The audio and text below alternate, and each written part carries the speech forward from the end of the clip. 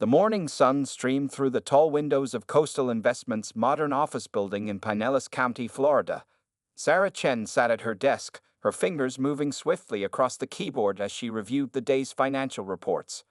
At 42, she had spent nearly a third of her life in this office, climbing from a junior accountant to becoming the most trusted financial officer in the company. Marcus Reynolds, the CEO and founder of Coastal Investments, walked past her office, coffee in hand. He paused at her doorway, offering his usual warm smile. "Early as always, Sarah. How are the Johnston portfolio numbers looking?" "Everything's right on track, Mr. Reynolds," Sarah replied, her voice carrying the confidence that had become her trademark. Their investments showed a 15% growth this quarter. Reynolds nodded approvingly. He had always considered hiring Sarah one of his best decisions. Over 15 years, she had proven herself not just competent but exceptional. Her attention to detail, her ability to spot investment opportunities, and her warm rapport with clients had helped transform Coastal Investments from a small local firm into a regional powerhouse managing over $200 million in client assets. What nobody knew, not even Sarah's closest colleagues, was that this ordinary Tuesday would mark the beginning of the largest financial scandal Pinellas County had ever seen. The office hummed with its usual activity. Junior associates hurried through corridors clutching papers and tablets. The coffee machine in the break room churned out endless cups of premium roast. Client meetings filled the conference rooms, where dreams of comfortable retirements and college funds for grandchildren were carefully planned and nurtured. Sarah's office, with its pristine desk and meticulously organized files, reflected her professional image. Family photos lined one wall. Sarah with her husband Tom at their wedding, their 2 children at various ages, and a recent vacation picture from the Bahamas. A degree from the University of Florida hung prominently, along with several professional certifications and community service awards. During lunch, Sarah sat with her usual group: Rebecca from HR, Michael from IT, and Lisa, another senior accountant. They chatted about their weekend plans and their children's activities, just as they had done hundreds of times before. Sarah mentioned her daughter's upcoming college applications and her son's baseball tournament. "I don't know how you do it all, Sarah," Rebecca remarked, stirring her salad. "Running the financial department, managing major client accounts, and still making it to every one of Jake's games." Sarah smiled modestly. "Organization is key, and I love what I do here. Mr. Reynolds has been so good to me over the years. This company feels like family." That afternoon, Sarah attended the monthly executive meeting. As Chief Financial Officer, she presented the company's performance metrics with her usual precision. The other executives nodded along, completely at ease with her leadership of the company's financial matters. Reynolds beamed with pride as she outlined their strong market position and growth projections. After the meeting, Sarah stayed late, as she often did. The office gradually emptied, leaving her alone with the gentle hum of her computer. She accessed the secure financial system, her fingers hovering over the keyboard for just a moment longer than usual. The screen reflected in her glasses as she navigated through various account pages, her face illuminated by the blue glow of multiple monitors. At 7:45 p.m., Sarah finally packed up her belongings. She straightened her desk, ensuring everything was in its proper place. Walking through the quiet office, she paused at the window, looking out over the Tampa Bay area. The setting sun painted the sky in brilliant oranges and pinks, a sight she had admired countless times before. As she rode the elevator down to the parking garage, Sarah checked her phone. A text from her husband reminded her to pick up milk on the way home. Another from her daughter asked for help with college application essays. Normal messages on what seemed like a normal day. But as Sarah drove home in her 3-year-old Mercedes, her mind was far from these domestic concerns. In her briefcase lay a small USB drive containing information that would soon shatter the peace of countless lives. The trusted employee, the devoted mother, the respected professional, all these identities were about to be transformed in ways that would shock the entire community. Little did anyone suspect that behind Sarah Chen's perfect facade, a plan had been set in motion that would soon make headlines across Florida and beyond. The loyal employee of 15 years was about to become something entirely different in the eyes of her colleagues, her community, and the law. The first sign that something was wrong came during a routine quarterly audit. James Morrison, a new external auditor from Peterson and Associates, sat in a small conference room at Coastal Investments, surrounded by stacks of financial documents. It was his third day reviewing the company's records, and something didn't add up. He rechecked the numbers for the fourth time, running his finger down the column of figures. The Johnson family's retirement account showed regular monthly deposits of $5,000, but the total balance was significantly lower than it should have been. Similar patterns appeared in other major accounts. "Mr. Reynolds," James said, walking into the CEO's office later that afternoon, "I found some inconsistencies that we need to discuss." Marcus Reynolds looked up from his desk, his reading glasses perched on the end of his nose. "What kind of inconsistencies?" "Several high-value accounts show unexplained withdrawals over the past 18 months. The documentation appears correct at first glance. When you dig deeper..." James spread several papers across Reynolds' desk, pointing out the discrepancies. Reynolds frowned, his forehead creasing. "That's impossible. Sarah Chen oversees all these accounts personally. She's the most meticulous person I know." "Sir, I understand your confidence in Ms. Chen, but these numbers don't lie." James pulled out more documents. "Look at the Patterson account. And here, the Williams Trust Fund. The patterns are similar." Reynolds felt his stomach tighten. He had known the Patterson family for 20 years. Their children had played together. He reached for his phone. "Sarah, could you come to my office, please?" But Sarah's desk was empty. Her assistant mentioned she had left early for a doctor's appointment, something unusual for Sarah, who typically worked late. As the afternoon wore on, the picture became clearer and more disturbing. James and a team of forensic accountants began a deeper dive into the company's records. They discovered a complex web of transactions, carefully hidden beneath layers of legitimate-looking paperwork. Reynolds sat in his office until late into the night, watching as the investigation unfolded. His phone calls to Sarah went straight to voicemail. Emails bounced back undelivered. Her assistant tried reaching her home number, only to learn it had been disconnected. At 9:45 p.m., Reynolds' private line rang. It was Tom Chen, Sarah's husband, his voice shaking. "Marcus, I don't know what's happening. Sarah's gone. She left a note saying she's sorry and that I shouldn't try to find her. The kids are terrified. What's going on?" Reynolds felt the room spin. He thought about Sarah's recent vacation to the Bahamas, her daughter's college plans, her son's baseball games. Had it all been a carefully constructed facade? The next morning, the office was chaos. FBI agents arrived early, setting up in the conference room. Employees whispered in corners as investigators seized computers and files. Sarah's office was sealed with yellow crime scene tape. Reynolds had to make the hardest phone calls of his career. One by one, he contacted the affected clients. The Johnsons, who had trusted him with their life savings. The Pattersons, whose children's college funds had vanished. The Williams family, whose retirement dreams were now in jeopardy. "How could we not have seen this?" Rebecca from HR sobbed in the break room. "She was my friend. We had lunch together almost every day." Michael from it worked with the FBI, trying to trace Sarah's digital footprints. "She was smart about it," he explained to the agents. "She used multiple layers of security and deleted her tracks carefully. This wasn't a spontaneous thing. She planned this for years." By evening, the story had hit the local news. Reporters gathered outside the building, their cameras flashing as shell-shocked employees left work. The headlines scrolled across screens throughout Pinellas County. Trusted executive suspected in multi-million-dollar embezzlement. In his office, Reynolds stared at the family photos on Sarah's desk, which the FBI had left behind.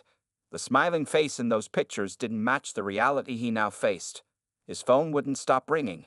More clients discovering their accounts had been drained, reporters seeking comments, friends offering support. As darkness fell over Tampa Bay, the full scope of the betrayal was still unfolding. But one thing was clear. Sarah Chen, the trusted employee of 15 years, had orchestrated one of the most sophisticated financial frauds in Florida's history, and she was gone without a trace. The investigation into Sarah Chen's disappearance and the missing millions took a dramatic turn 3 days after the discovery. FBI Special Agent Diana Martinez stood in front of a large evidence board, connecting red strings between photos, bank statements, and travel records. "We found something interesting," She announced to the task force gathered in the temporary command center. Over the past 5 years, Chen created a network of shell companies across the Caribbean and Southeast Asia. The money didn't just vanish, it was carefully moved through these companies. The team had uncovered more than 20 fake businesses, each with legitimate-looking paperwork. Sarah had used her knowledge of the financial system to make everything appear normal. She had even created fake audit trails that fooled regular checks for years.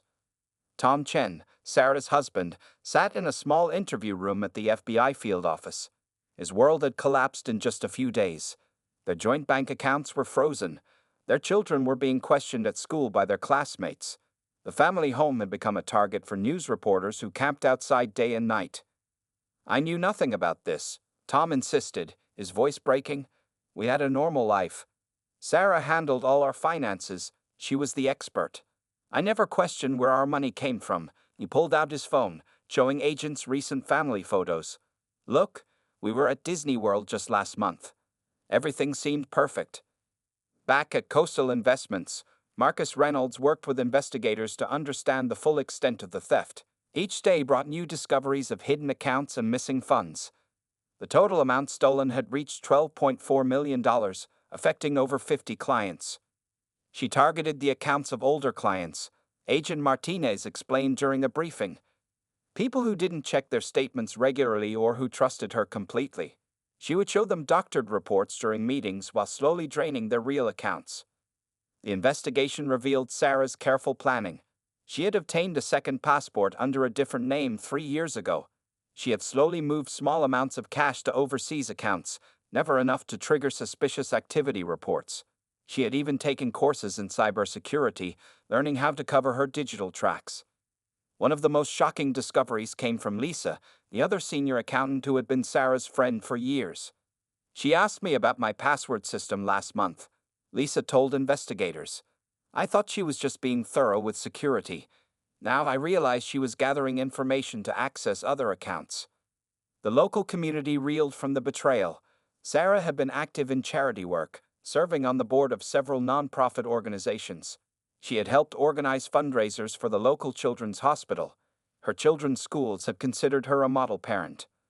"The level of deception is extraordinary," commented Detective James Wilson of the Pinellas County Sheriff's Office. "She built a reputation as a pillar of the community while systematically stealing from the very people who trusted her most." International law enforcement agencies joined the hunt. Security camera footage showed Sarah boarding a flight to Hong Kong the day before the audit discoveries. From there, her trail went cold.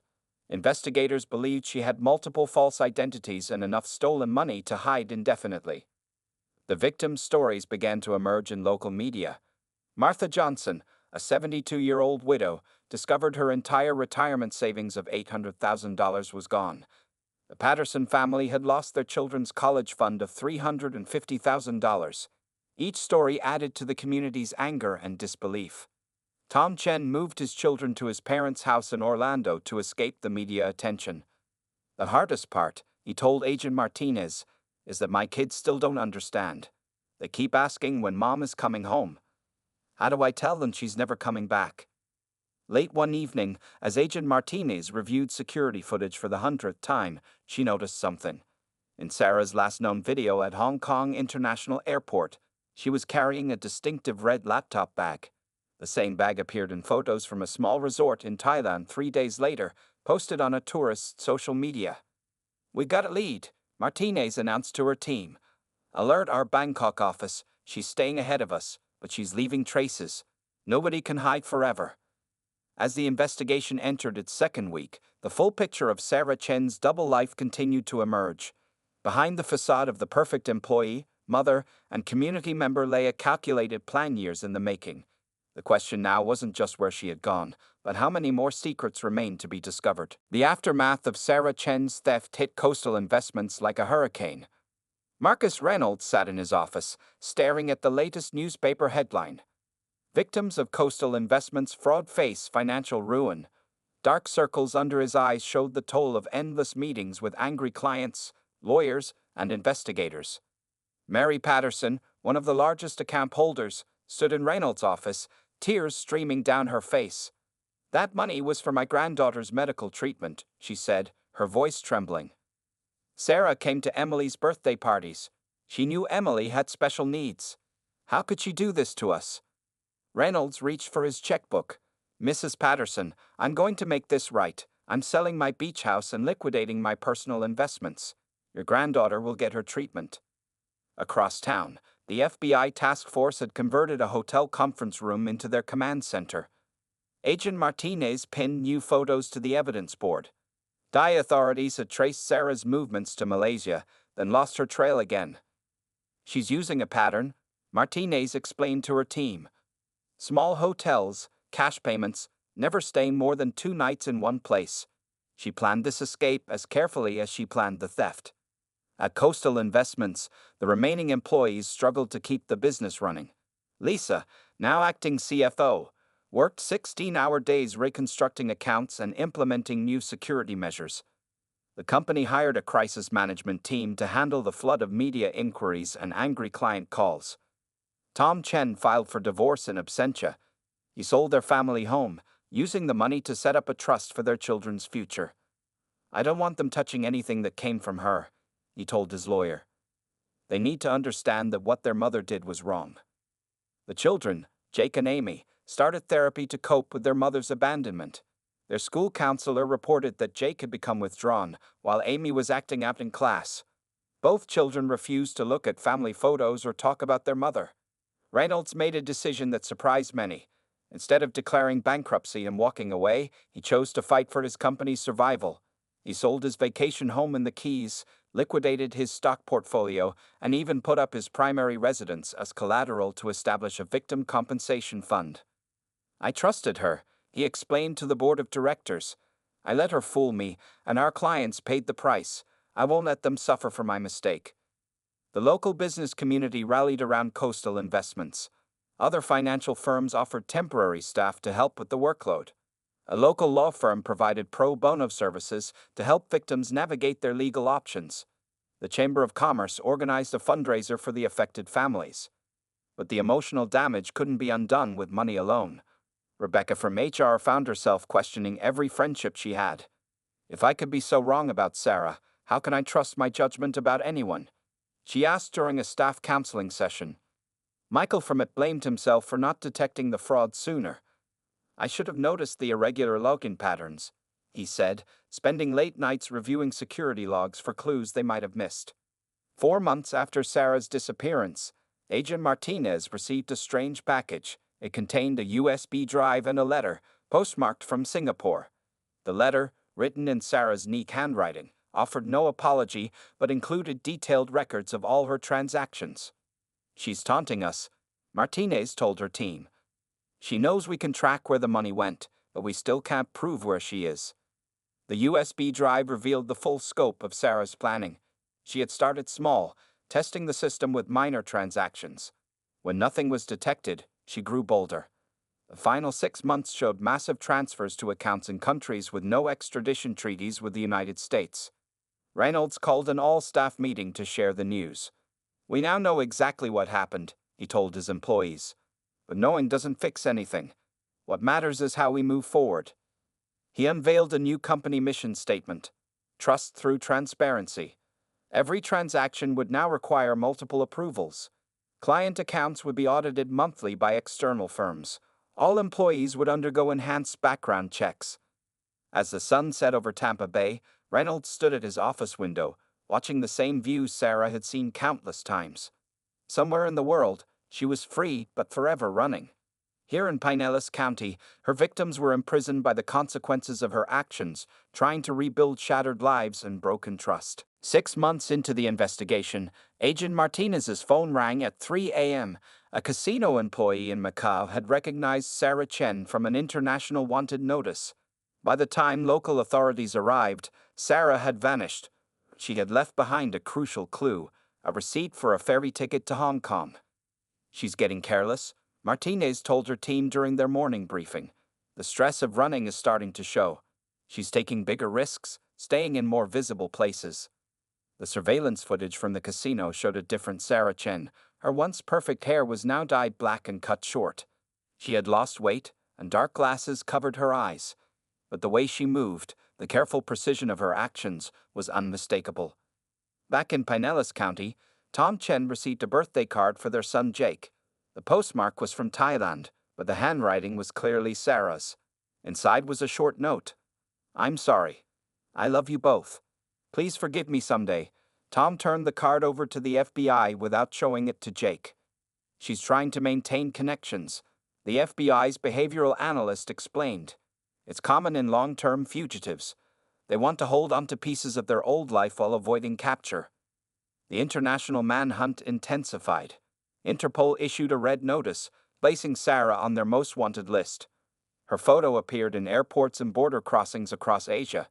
Bank security teams monitored for any activity matching her known patterns. One morning, a breakthrough came from an unexpected source. A food delivery driver in Singapore posted a photo on social media complaining about a difficult customer. In the background, barely visible through an apartment window, was a woman matching Sarah's description. Martinez and her team flew to Singapore within hours. They coordinated with local police, setting up surveillance on the apartment building. For 3 days, they watched and waited. Security cameras showed their target leaving only at night, always wearing a hat and mask. "She's established a routine here," the Singapore police captain observed. "She orders food delivery twice a day, pays in cash, keeps to herself. The neighbors say she's quiet, claims to be a writer working on a book." On the 4th day, they made their move, but when they entered the apartment, they found only a laptop still warm from use. Sarah had slipped away minutes before, somehow alerted to their presence. The laptop proved valuable. Though its hard drive was encrypted, tech experts found traces of emails and banking activities. Sarah had been day trading using some of the stolen money, growing her illegal fortune even while in hiding. Meanwhile, Tom Chen faced his own challenges. His children's school called. Jake had gotten into a fight with a classmate who had made comments about his mother being a thief. Amy's grades were dropping, and she had started seeing a counselor twice a week. "They need closure," Tom told Agent Martinez during their weekly update call. "We all do. This limbo is destroying what's left of our family." The investigation took another turn when a former Coastal Investments client spotted Sarah in a luxury resort in the Maldives. By the time authorities arrived, she had checked out, leaving behind a note for Agent Martinez. "You're getting better at this game, but I'm still better at playing it." The note infuriated Martinez. "She thinks this is a game," she told her team. "She doesn't see the lives she's destroyed, the families she's hurt. She's enjoying the chase." In Singapore, forensic accountants traced a pattern of investments leading to a series of cryptocurrency transactions. Sarah had converted millions into digital currency, making it nearly impossible to track or freeze. "She's always 3 steps ahead," Reynolds said when he heard the news. "Everything we learn about her activities is already old information." But Sarah's freedom came with a price. She could never stay in one place too long, never form real connections, never use her real name. She had traded her life of respect and trust for one of constant fear and isolation. As another month passed, the hunt continued. Every lead, every sighting, every transaction brought them closer. Sarah Chen had become a ghost, moving between shadows in the world's biggest cities, but even ghosts eventually make mistakes. Agent Martinez added another pin to her map, marking the Maldives sighting. "Keep running, Sarah," she muttered. "The longer you run, the more tired you'll get. And when you finally make that one crucial mistake, we'll be waiting." Marcus Reynolds stood at a podium in Coastal Investments' main conference room, facing dozens of affected clients. His hair had grayed considerably over the past 8 months, but his voice remained strong as he made an unprecedented announcement. "Today, I'm signing over my majority ownership of this company to a victim compensation trust," he declared. "Everything I've built over 30 years will go toward making you whole again. I failed you by trusting Sarah Chen, and I'm determined to make it right." The room fell silent. Martha Johnson, the elderly widow who had lost her life savings, slowly stood up. "Marcus, you didn't steal from us. Sarah did. You don't have to do this." But Reynolds had made up his mind. He had already sold his homes, his cars, and his prized art collection. Now he was giving up the company he had built from scratch. The legal documents were signed that afternoon, transferring 75% of Coastal Investments to the victim trust. Meanwhile, in a small Tokyo cafe, Sarah Chen sipped green tea and read about Reynolds' decision on her tablet. For the first time since her escape, her hands trembled slightly. She hadn't expected him to go this far, to sacrifice everything to help her victims. Back in Pinellas County, Tom Chen received notice that his divorce was final. He took his children to dinner to talk about their future. Jake, now 14, pushed his food around his plate. "Dad, will we have to change our last name? Everyone at school knows who we are." Amy, 2 years younger, spoke up. "I already tell people I don't have a mom. It's easier that way." Tom reached across the table and held their hands. "We can't change what happened, but we can choose how we move forward. We're still a family." Agent Martinez's investigation had evolved. She now led a specialized task force focused on international financial crimes. Sarah Chen's case had exposed weaknesses in the system, leading to new protocols and safeguards across the industry. "She changed everything," Martinez explained to a room of FBI trainees. "Now we know what to look for. The next Sarah Chen won't find it so easy to disappear." The investigation had uncovered more details about Sarah's preparation. Years before her escape, she had taken flying lessons, learned 4 languages, and studied wilderness survival. She had created over 30 false identities, each with its own carefully crafted background. Reynolds implemented sweeping changes at Coastal Investments.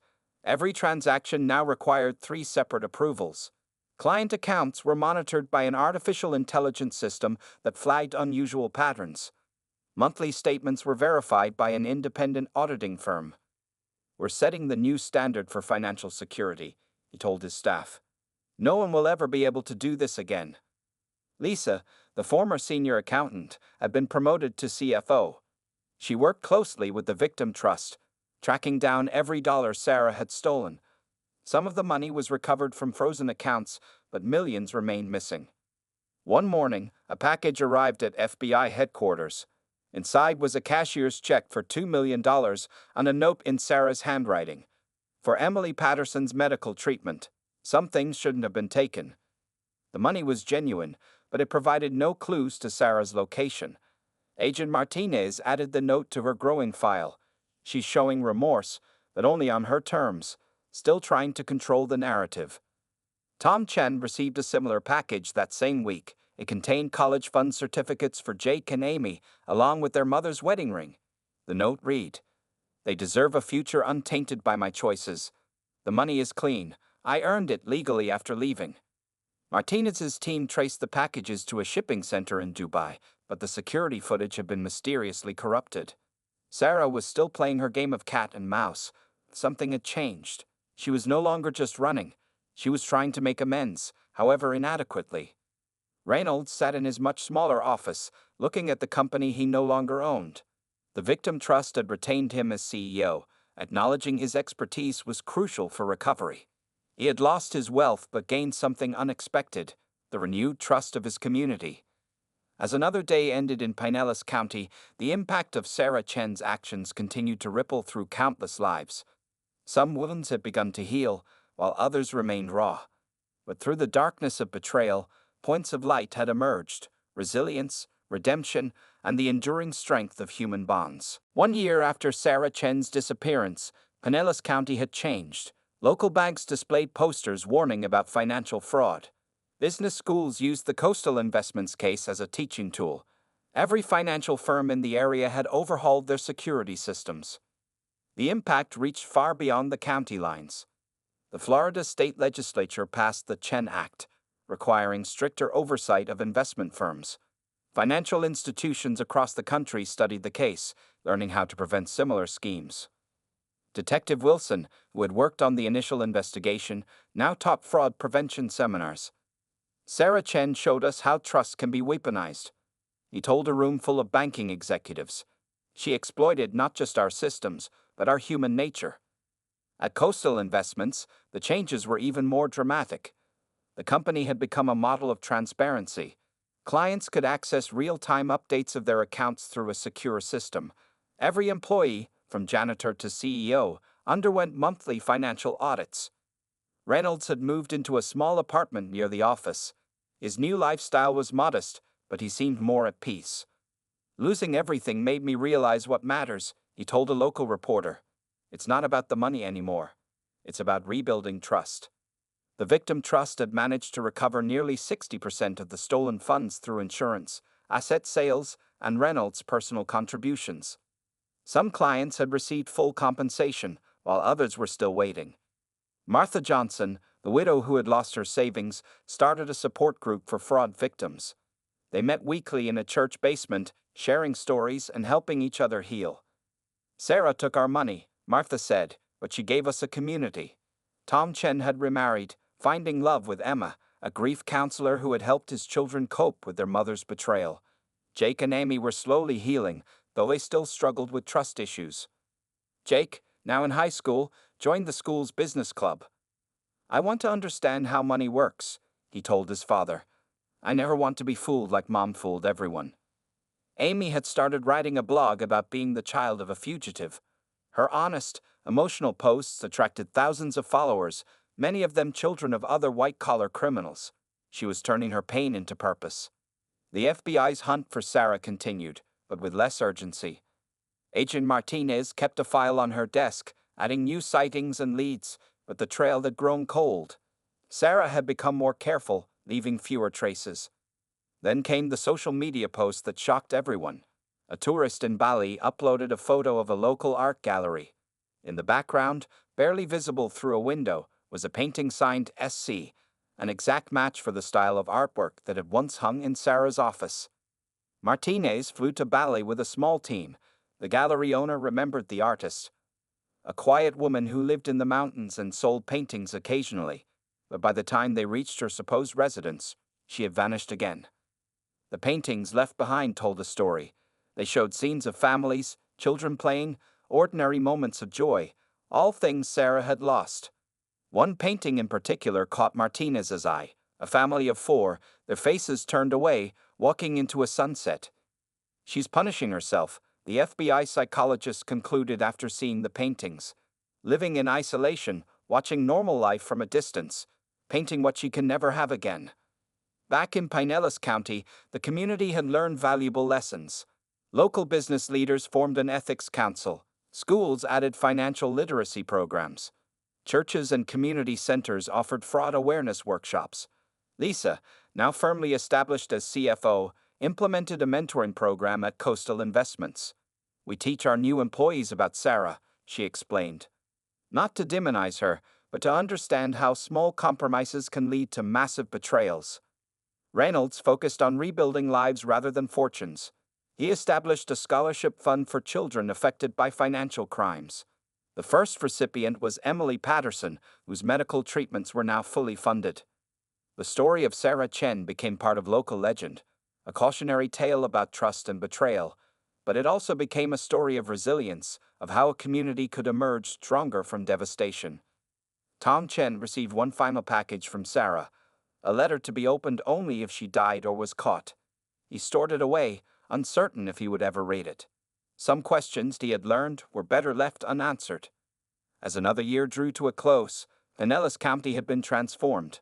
The wounds were healing, but the scars remained, visible reminders of trust betrayed and lessons learned at great cost. 3 years after Sarah Chen disappeared, the call agent Martinez had been waiting for finally came.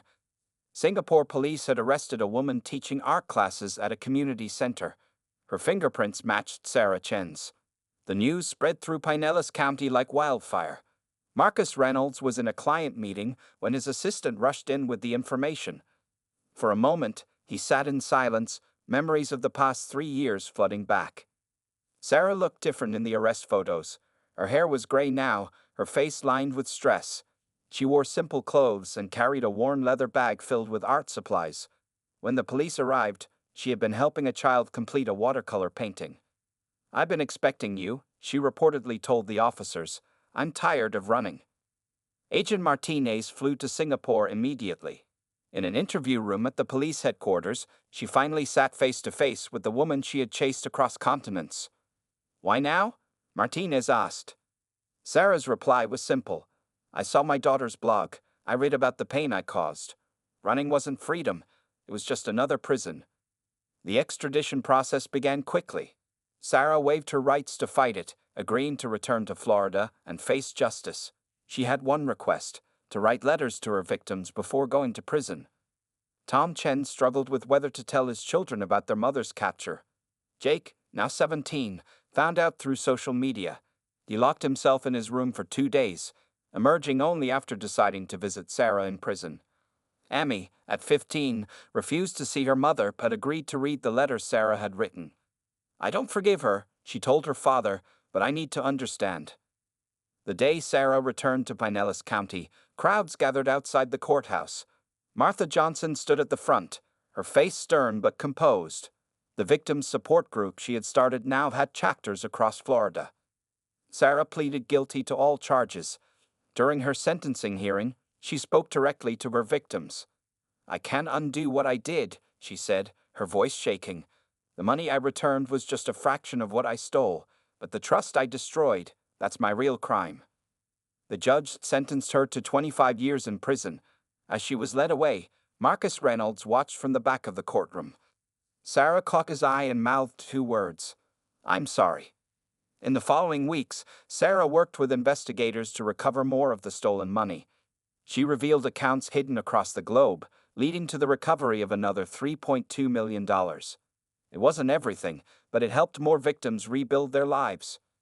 Reynolds visited her once in prison. The conversation, which lasted 2 hours, remained private, but he emerged looking older and sadder. "She's not the same person," he told reporters. "Neither am I." Coastal Investments had survived and grown stronger. The Victim Trust now owned a thriving company that set industry standards for security and ethics. Reynolds continued as CEO, working for a modest salary, focused on protecting his clients' futures. Tom Chen and his children moved forward with their lives. Jake headed to college to study finance, determined to help prevent future frauds. Amy's blog became a book, helping other families cope with similar traumas. The Chen Act's impact spread nationwide. Financial institutions adopted new security measures. Regular audits became stricter. Trust, while still valuable, was now always verified. Sarah's art from her years on the run was collected and sold at auction. The proceeds went to the Victim Compensation Fund. Her paintings of family scenes and everyday life now hung in the homes of some of the people she had betrayed. Complex reminders of humanity's capacity for both deception and redemption. Agent Martinez retired from the FBI, but continued consulting on financial fraud cases. She kept one of Sarah's paintings in her office, the family walking into the sunset. "It reminds me that behind every fraud, there's a human story," she would tell new agents. As Sarah began her prison sentence, Pinellas County had changed forever. The community had learned harsh lessons about trust, but also about resilience and recovery. The story of Sarah Chen became more than a tale of betrayal. It became a testament to the strength of those who rebuilt from the ruins of broken trust. In his new apartment, Reynolds looked out over Tampa Bay, the same view Sarah had once enjoyed. The sun set just as it had on that first day when the fraud was discovered. But now its light fell on a community that had grown stronger through adversity, wiser through pain, and more compassionate through healing.